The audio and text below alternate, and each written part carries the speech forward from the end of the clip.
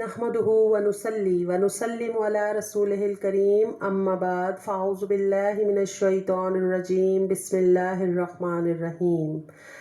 آج ہم زکوٰۃ کی فضیلت احادیث نبوی صلی اللہ علیہ وآلہ وسلم کی روشنی میں پڑھیں گے۔ ہم سب جانتے ہیں کہ زکوٰۃ دین اسلام کا انتہائی اہم رکن ہے اور قرآن مجید میں نماز کے ساتھ ساتھ جس فریضے کا سب سے زیادہ حکم آیا ہے وہ زکوٰۃ ہے۔ نماز کا تعلق اللہ تعالیٰ کے حقوق سے ہے جبکہ زکوٰۃ کا تعلق حقوق العباد سے ہے،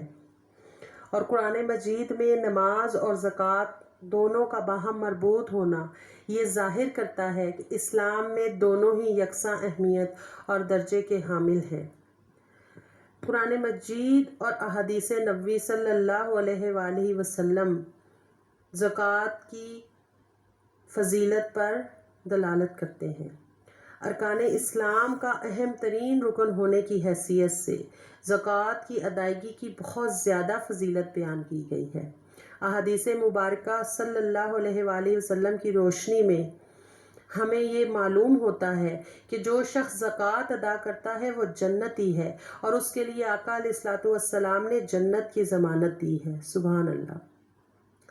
المعجم الکبیر میں امام طبرانی روایت کرتے ہیں کہ حضرت عمیر اللیثی رضی اللہ تعالیٰ عنہ بیان کرتے ہیں کہ حضور نبی اکرم صلی اللہ علیہ وآلہ وسلم نے حجۃ الوداع کے موقع پر ارشاد فرمایا کہ نمازی اللہ کے ولی ہیں۔ جو شخص اللہ تعالیٰ کی طرف سے بندوں پر فرض کردہ 5 نمازوں کی پابندی کرتا ہے، اجر و ثواب کی نیت سے رمضان کے روزے رکھتا ہے، خوش دلی سے حصول ثواب کے لیے زکوٰۃ ادا کرتا ہے، اور ان کبیرہ گناہوں سے بچتا ہے جن سے اللہ تعالیٰ نے منع فرمایا ہے، تو اسے بھی اللہ تعالیٰ ولایت کا مقام عطا فرماتے ہیں۔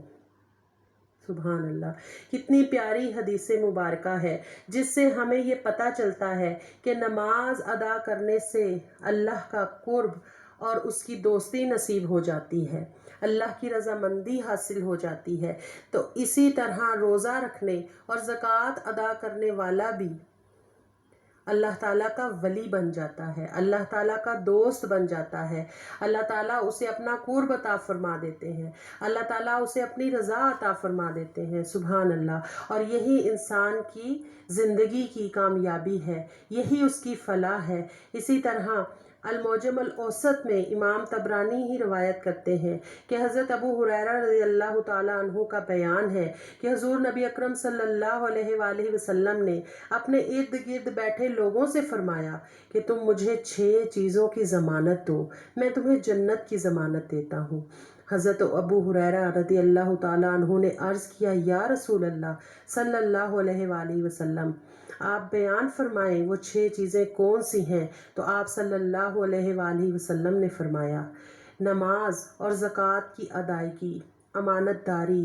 شرمگاہ کی حفاظت، پیٹ کو حرام سے بچانا اور زبان سے بری بات نہ کہنا۔ سبحان اللہ۔ کتنی پیاری یہ بھی حدیث مبارکہ ہے جس میں سب سے پہلے جو ضمانت مانگی گئی وہ نماز اور زکوٰۃ کی ہے۔ ہم دیکھتے ہیں کہ قرآن کریم میں بھی نماز اور زکوٰۃ کا ذکر اکٹھے آیا ہے، نماز اور زکوٰۃ کو الگ الگ بیان نہیں کیا گیا۔ تو حدیث پاک سے بھی ہمیں اس کی وضاحت نصیب ہو جاتی ہے۔ حدیث پاک میں بھی ہم دیکھتے ہیں کہ آپ صلی اللہ علیہ وآلہ وسلم جب اپنے امتیوں سے 6 چیزوں کی ضمانت مانگتے ہیں تو پہلی 2 چیزیں نماز اور زکوٰۃ کی ادائیگی ہیں، اور اس کے بعد باقی چیزوں کو ذکر فرمایا گیا ہے۔ اسی طرح السنن ابو داؤد میں ہے کہ ہر سال زکوٰۃ ادا کرنے والا ایمان کا ذائقہ چکھتا ہے۔ حضرت عبداللہ بن معاویہ غادری رضی اللہ تعالیٰ عنہ سے مروی ہے کہ حضور نبی اکرم صلی اللہ علیہ وآلہ وسلم نے فرمایا، جس شخص نے 3 کام کیے اس نے یقیناً ایمان کا ذائقہ چکھ لیا۔ سبحان اللہ۔ اور وہ کیا ہیں 3 کام؟ جس نے صرف ایک اللہ کی عبادت کی اور یہ جان لیا کہ اللہ کے علاوہ کوئی معبود برحق نہیں، اور ہر سال خوش دلی اور رغبت اور تعاون کے ساتھ اپنے مال کی زکوٰۃ ادا کی۔ اس حدیث مبارکہ سے ہمیں یہ پتہ چلتا ہے کہ 3 کام کرنے والا ایمان کے ذائقے کو چکھ لیتا ہے، جس میں سے تیسرا کام زکوٰۃ کی ادائیگی ہے، جو سال میں صرف 1 مرتبہ ادا کرنی ہوتی ہے، اور اس 1 مرتبہ کی ادائیگی پر اللہ تعالیٰ کی طرف سے ایمان کی حلاوت اور ایمان کی لذت نصیب ہو جاتی ہے۔ سبحان اللہ۔ اسی طرح الجامع ترمذی میں ایک اور روایت ہے جسے حضرت معاذ بن جبل رضی اللہ تعالیٰ عنہ نے بیان کیا ہے کہ حضور نبی اکرم صلی اللہ علیہ وآلہ وسلم نے فرمایا، صدقہ گناہوں کو مٹا دیتا ہے جیسے پانی آگ کو بجھاتا ہے۔ بے شک، سبحان اللہ۔ اس حدیث پاک سے ہمیں یہ پتہ چلا کہ یہاں پر زکوٰۃ کے لیے صدقے کا حکم آیا ہے اور صدقے کا لفظ آیا ہے، اور قرآن کریم میں بھی ہم بعض مقامات پر دیکھتے ہیں کہ زکوٰۃ اور صدقے کو ایک ہی معنی میں لیا گیا ہے۔ اسی طرح زکوٰۃ کو اگر ہم صدقہ سمجھیں تو آپ صلی اللہ علیہ وآلہ وسلم کے اس فرمان کے مطابق اس زکوٰۃ کی ادائیگی سے نہ صرف ہمارے گناہ معاف ہو جاتے ہیں، ہمارے گناہ مٹ جاتے ہیں، بلکہ ہم آئندہ آنے والی زندگی میں بھی گناہوں سے بچنے کے قابل ہو جاتے ہیں۔ یعنی اللہ پاک اس مال کی زکوٰۃ ادا کرنے کی برکت سے ہمارے صغیرہ کبیرہ گناہوں کو معاف فرما دیتے ہیں، ہمیں ایمان کی لذت اور حلاوت نصیب ہو جاتی ہے، ہمیں اللہ تعالیٰ کا قرب نصیب ہو جاتا ہے، اس کی رضا مل جاتی ہے۔ تو جب بندے کو اللہ کا قرب نصیب ہو جائے، اس کی رضا نصیب ہو جائے، ایمان کی حلاوت اور لذت نصیب ہونے لگے، تو پھر انسان گناہوں کی طرف مائل نہیں ہوتا۔ ان احادیث مبارکہ سے ہمیں یہ پتہ چلتا ہے کہ زکوٰۃ ادا کرنے سے ہمارے تمام روحانی اور جسمانی معاملات حل ہو جاتے ہیں، ہماری تمام روحانی اور جسمانی پریشانیاں دور ہو جاتی ہیں، ہماری روحانی اور جسمانی اور مالی علائشیں دور ہو جاتی ہیں، اور نہ صرف ہمارا مال پاک اور صاف ہو جاتا ہے بلکہ ہمارا جسم اور ہماری روح بھی گناہوں کی علائشوں سے پاک ہو جاتی ہے۔ سبحان اللہ۔ اسی طرح قرآن کریم اور حدیث مبارکہ میں ان لوگوں کے لیے سخت وعید سنائی گئی ہے جو زکوٰۃ ادا نہیں کرتے۔ سورہ آل عمران کو جب ہم دیکھتے ہیں، اس کی آیت نمبر 180 میں اللہ رب العزت نے یہ ارشاد فرمایا ہے کہ جو لوگ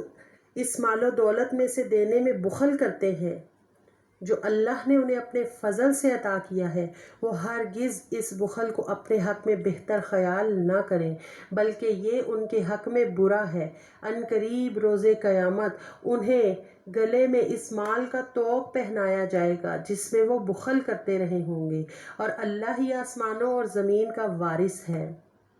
یعنی جیسے اللہ پاک اب ہماری زندگی میں ہمارا مالک ہے، اسی طرح سب کے مرنے کے بعد بھی اللہ ہی مالک رہے گا، اور اللہ تمہارے کاموں سے آگاہ ہے۔ بے شک، سبحان اللہ۔ اب اس آیہ مبارکہ سے ہمیں یہ پتہ چلتا ہے کہ ہم نے جو زکوٰۃ ادا کرنی ہے اور جس مال کی زکوٰۃ ادا کرنی ہے، بذات خود ہم اس کے مالک اور مختار نہیں ہیں،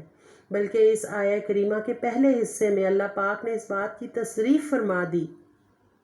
کہ وہ مال و دولت جس کے دینے سے تم بخل کرتے ہو، جس میں سے خرچ کرنے پر تم کنجوسی کرتے ہو، جس کے خرچ کرنے پر تمہارا دل تنگ ہوتا ہے، وہ مال و دولت تمہارا نہیں بلکہ وہ اللہ نے تمہیں اپنے فضل سے عطا کیا ہے۔ تو جب آپ نے اللہ کے دیے ہوئے میں سے ہی دینا ہے تو پھر اس میں بخل کس بات کا ہے، پھر کنجوسی کس چیز کی ہے؟ اللہ پاک نے تو فرمایا کہ تم میرے دیے ہوئے میں سے خرچ کرو تو میں تمہیں اس کا بدلہ عطا فرماتا ہوں، اور سورہ بقرہ میں تو ارشاد فرمایا گیا کہ ایک کے بدلے میں اللہ پاک 100 گنا یا 700 گنا زیادہ اجر عطا فرماتے ہیں۔ تو اللہ فرما رہے ہیں کہ میں تمہیں عطا کرتا ہوں، تم بذات خود کسی بھی چیز کے مالک نہیں ہو، تو اگر تم اللہ کے دیے ہوئے میں سے خرچ نہیں کرو گے تو پھر اللہ فرما رہے ہیں کہ یہ تمہارے حق میں بہت برا ہے،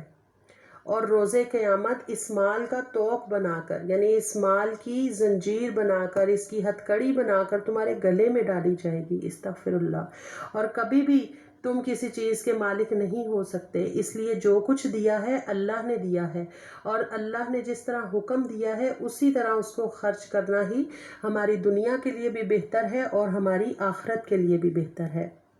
اسی بات کو ہم حدیث پاک کی روشنی میں بھی سمجھنے کی کوشش کرتے ہیں۔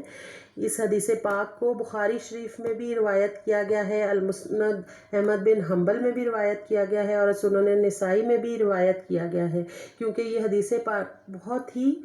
اہمیت رکھتی ہے زکوٰۃ ادا نہ کرنے والوں کے لیے۔ اس حدیث پاک کو سننا، سمجھنا اور اس پر عمل کرنا بہت ضروری ہے، کیونکہ اس حدیث پاک سے ہمیں یہ پتہ چلتا ہے کہ جب ہم زکوٰۃ ادا نہیں کرتے تو ہمارے ساتھ دنیا میں تو جو معاملہ ہوگا لیکن روز محشر ہمارے ساتھ کیا معاملہ کیا جائے گا۔ حضرت ابو ہریرہ رضی اللہ تعالیٰ عنہ سے مروی ہے کہ حضور نبی اکرم صلی اللہ علیہ وآلہ وسلم نے فرمایا، جسے اللہ تعالیٰ نے مال عطا کیا ہے لیکن اس نے زکوٰۃ ادا نہیں کی تو قیامت کے دن اس کا مال زہریلے گنجے سانپ کی شکل اختیار کر لے گا، استغفر اللہ، جس کی آنکھوں پر 2 سیاہ نقطے ہوں گے اور وہ اس کے گلے کا ہار ہوگا۔ وہ اس کے دونوں جبڑوں کو پکڑے گا اور کہے گا، میں تیرا مال ہوں، میں تیرا خزانہ ہوں۔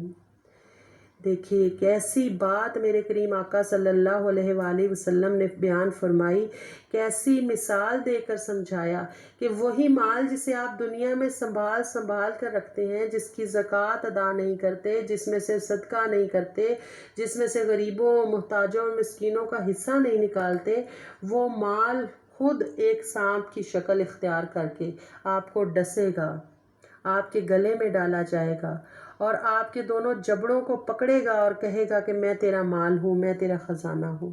یعنی وہی چیز آپ کو تکلیف دے گی جس چیز کو آپ اپنی آسائش کے لیے بچا کر رکھتے ہیں۔ تو بہتری اس میں ہے، فائدہ اس میں ہے، راحت اس میں ہے کہ آپ اللہ کے بیان کردہ نصاب کے مطابق، مقرر کردہ حصے کے مطابق وہ اپنا مال تقسیم کریں ان لوگوں پر جن کو تقسیم کرنے کا حکم دیا گیا ہے، جن کی مالی معاونت کرنے کا حکم دیا گیا ہے، جن کے لیے یہ تمام احکام زکوٰۃ کی صورت میں قرآن کریم میں نازل ہوئے ہیں، اور اسی سے ہمیں دنیا میں بھی راحت نصیب ہوگی اور آخرت میں بھی۔ اسی طرح سونا اور چاندی کی جو لوگ زکوٰۃ ادا نہیں کرتے تو قیامت کے روز ان کے انجام کی خبر بھی حدیث پاک صلی اللہ علیہ وآلہ وسلم کے ذریعے دی گئی ہے۔ جامعہ صحیح المسلم میں ایک حدیث پاک روایت کی گئی ہے جس میں سونا اور چاندی کی زکوٰۃ ادا نہ کرنے والوں کے لیے سخت وعید سنائی گئی ہے۔ اسے بھی حضرت ابو ہریرہ رضی اللہ تعالیٰ عنہ نے روایت کیا ہے کہ حضور نبی اکرم صلی اللہ علیہ وآلہ وسلم نے فرمایا، جس شخص کے پاس بھی سونا چاندی ہے اور وہ زکوٰۃ ادا نہیں کرتا تو قیامت کے دن اس کے لیے آگ کی چٹانوں کے پرت بنائے جائیں گے، استغفر اللہ، دوزخ کی آگ میں ان کو گرم کیا جائے گا، پھر ان پرتوں سے اس کے پہلوؤں، اس کی پیشانی اور اس کی کمر کو داغا جائے گا، استغفر اللہ۔ اور قیامت کے دن جو 50,000 سال کا ہوگا، اس دن میں بندوں کے فیصلے ہونے تک جب بھی ان پرتوں کو اس کے بدن سے دوزخ کی جانب پھیرا جائے گا، اس کو اس کے جسم کی طرف تسلسل کے ساتھ لوٹانے کا عمل جاری رہے گا، استغفر اللہ۔ یعنی قیامت کا دن، پورا دن جو دنیا کے 50,000 سال کے برابر ہوگا، لوگوں کے اعمال کی جانچ پڑتال ہو رہی ہوگی اور زکوٰۃ ادا نہ کرنے والوں کو مسلسل ان کے مال اور دولت اور سونا اور چاندی کے ذریعے جلایا جاتا رہے گا، استغفر اللہ۔ اور مزید فرمایا، یہاں تک کہ انسانوں کے درمیان فیصلہ ہو جائے گا تو ہر شخص اپنا ٹھکانہ دیکھ لے گا کہ جنت میں ہے یا دوزخ میں۔ اب اگر اس حدیث پاک کے حکم پر غور کریں تو ہمیں پتہ چلتا ہے کہ جنت اور دوزخ تو بعد میں ہے،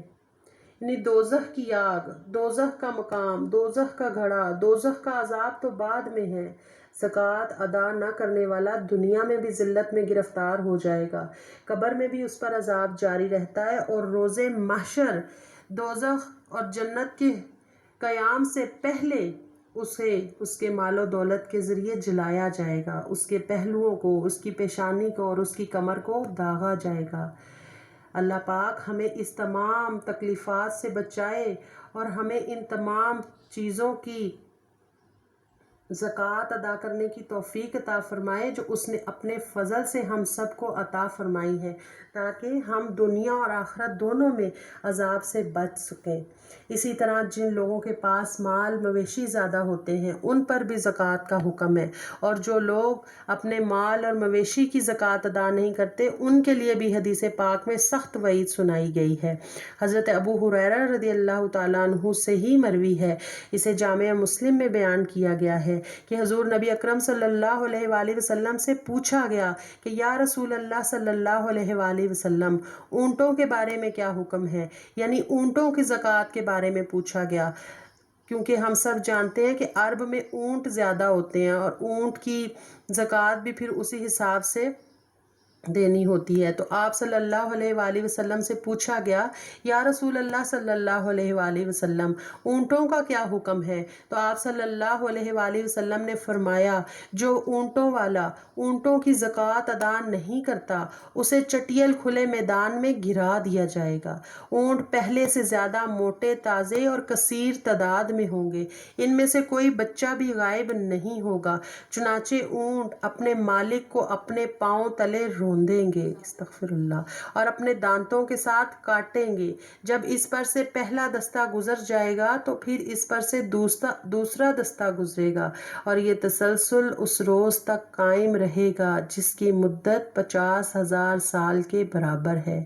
یعنی روز محشر تک۔ اب زندگی میں جو عالم ہے اور زندگی کے بعد عالم برزخ میں یعنی قبر میں جو عالم ہے اس کو یہاں حدیث پاک میں بیان کیا گیا۔ آپ جس مال کی زکوٰۃ ادا نہیں کرتے وہی مال تکلیف کی صورت میں آپ پر مسلط کر دیا جاتا ہے۔ جس سونا چاندی کی زکوٰۃ ادا نہیں کرتے تو سونا چاندی کے پرت بنا کر ان سے آپ کو داغا جائے گا، ان سے جلایا جائے گا، اور اگر جانوروں کی زکوٰۃ ادا نہیں کرتے تو ان جانوروں کو آپ کے لیے عذاب کا باعث بنا دیا جائے گا، اور وہ جانور خود آپ کو عذاب دیں گے۔ جس طرح اس حدیث پاک سے پتہ چلا کہ اس شخص کو یعنی جس کے پاس ایک مقررہ نصاب کے مطابق اونٹ ہیں یا مال مویشی ہیں اور وہ ان کی زکوٰۃ ادا نہیں کرتا تو اسے ایک کھلے میدان میں گرا دیا جائے گا، اور وہ اونٹ پہلے سے زیادہ تعداد میں یعنی بہت زیادہ موٹے تازے ہوں گے۔ یہ تشبیہ دی گئی کہ اس کو تکلیف پہنچانے کے لیے اپنے سے پہلے سے زیادہ دگنی طاقت اور قوت اور تعداد میں موجود ہوں گے جو اس کے اوپر سے گزریں گے اور اپنے پاؤں تلے روندیں گے اور اپنے دانتوں کے ساتھ کاٹیں گے، استغفر اللہ۔ اور فرمایا گیا یہ تسلسل اس وقت تک قائم رہے گا جب تک قیامت قائم نہیں ہو جاتی، استغفر اللہ، اور یہاں تک کہ بندوں کے درمیان فیصلہ ہو جائے گا اور ہر شخص اپنے مقام کو ملاحظہ کرے گا کہ وہ جنت میں ہے یا دوزخ میں۔ اب یہ حدیث مبارکہ ہمیں سمجھاتی ہیں، ہمیں خبردار کرتی ہیں کہ ہمیں اپنے مال کی زکوٰۃ ادا کرنی ہے جو اللہ نے ہمیں اپنے فضل سے عطا فرمایا ہے۔ اور اسی حدیث پاک میں مزید آقا علیہ الصلوۃ والسلام نے فرمایا اور جو بکریوں والا بکریوں کی زکوٰۃ ادا نہیں کرے گا اس کو بھی چٹیل میدان میں گرا دیا جائے گا، اور انتہائی فربا جسم میں اس کی بکریاں ظاہر ہو کر اسے روندتی ہوئی چلی جائیں گی اور سینگوں سے اس کو ماریں گی، اور جب بکریوں کا ایک ریوڑ اس کو رونتے ہوئے گزر جائے گا تو دوسرا ریوڑ آ جائے گا، حتیٰ کہ اللہ اس دن اپنے بندوں کے درمیان فیصلہ کر دے گا جو 50,000 سال کے برابر ہوگا۔ پھر وہ شخص اپنا راستہ دیکھ لے گا، یا جنت کی طرف یا جہنم کی طرف۔ اور حضور نبی اکرم صلی اللہ علیہ وآلہ وسلم سے دریافت کیا گیا یا رسول اللہ صلی اللہ علیہ وآلہ وسلم گھوڑوں کے بارے میں کیا حکم ہے؟ تو آپ صلی اللہ علیہ وآلہ وسلم نے فرمایا کہ گھوڑوں کی پیشانی سے قیامت تک خیر وابستہ رہے گی، اور فرمایا گھوڑوں کی 3 قسمیں ہیں، کسی شخص کے لیے گھوڑے اجر ہوں گے جبکہ بعض لوگوں کے لیے پردہ ہوں گے اور کسی کے لیے باعث وبال ہوں گے، اور وبال اس شخص کے لیے ہے جس نے ان کو ریا، فخر اور مسلمانوں کی عداوت کے لیے باندھا ہوا ہے۔ یعنی اس حدیث پاک کے حکم سے ہمیں یہ پتہ چلا کہ گھوڑوں کی زکوٰۃ ادا کرنا بھی لازم ہے، اور گھوڑوں کو ریا اور فخر کے لیے جمع نہیں کرنا چاہیے، بلکہ گھوڑوں کو اللہ کے راستے میں جہاد کے لیے تیار کرنا چاہیے، اللہ کے راستے میں دفاعی جنگ کے لیے تیار کرنا چاہیے، اور اپنا ہر وہ مال جو اللہ نے اپنے فضل سے عطا کیا ہے، خواہ وہ مال و دولت کی صورت میں ہو، خواہ وہ سونا چاندی کی صورت میں ہو، خواہ وہ مال اور مویشی کی صورت میں ہو، ہر ایک کو اللہ کی راہ میں خرچ کرنا چاہیے، اور اس طرح خرچ کرنا چاہیے جس طرح خرچ کرنے کا حکم دیا گیا ہے، ورنہ وہ مال و دولت جسے ہم اکٹھا کر کے رکھتے ہیں اور اس پر زکوٰۃ ادا نہیں کرتے، وہی ہمارے لیے وبال جان بن جائے گا، اور وہ وبال جان صرف اس دنیا میں نہیں ہوگا بلکہ عالم برزخ میں بھی ہمارے لیے عذاب کی صورت میں ظاہر ہوگا، اور روز محشر بھی ہمارے لیے عذاب کی صورت میں ظاہر ہوگا، اور اس کے بعد دوزخ کا دائمی عذاب ہمارا مقدر کر دیا جائے گا۔ اللہ پاک سے دعا ہے کہ ہم سب کو اپنے دیے ہوئے میں سے خرچ کرنے کی توفیق عطا فرمائے، اور اللہ پاک نے ہمیں جس انداز، جس طریقے اور جس مقررہ نصاب کے مطابق زکوٰۃ کی ادائیگی کا حکم دیا ہے، ہمیں خوش دلی سے اپنے مالوں کی زکوٰۃ ادا کرنے کی توفیق عطا فرمائے۔ وما علینا الا البلاغ المبین۔